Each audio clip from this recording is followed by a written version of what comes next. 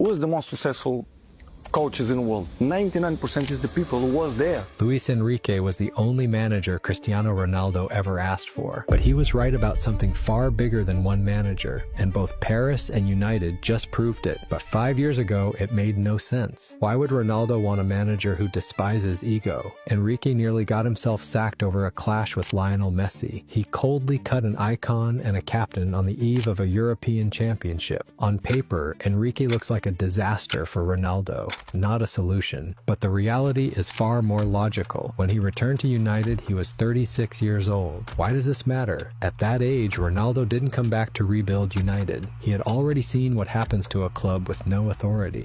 They need to rebuild everything, in my opinion. First to recognize the shift Ronaldo had sensed were the owners of Paris Saint-Germain. What did they do? They hired the exact man Ronaldo wanted, Luis Enrique. Honestly, he's the best coach in the world. You know the story. You said when you arrived. After Mbappé left, you said your team would get better, that it would grow as a team and win as a team. You didn't just say it, you did it. It looks obvious today. Back then, it was a pure gamble. Nobody expected a manager crazy enough to remove Mbappé from the project. They know how to deal with the players. The first move that changed everything had nothing to do with Mbappé, and that surprises most people. From day one, Enrique had a different plan. He handed the board a list of ultimatums. What exactly did Enrique want? Absolute control over every arrival and departure, full power over tactics. For the first time, the Paris board handed complete sporting power to one man. You cannot rebuild a club without knowledge. Enrique removed Marco Verratti. For 11 years, the heart of Paris's midfield. He had survived every manager until Enrique. Makelele said Verratti had stopped improving and Enrique needed someone hungry and disciplined. He pushed Vitinha into Verratti's role. Unlike Verratti, Vitinha is an engine that never stopped.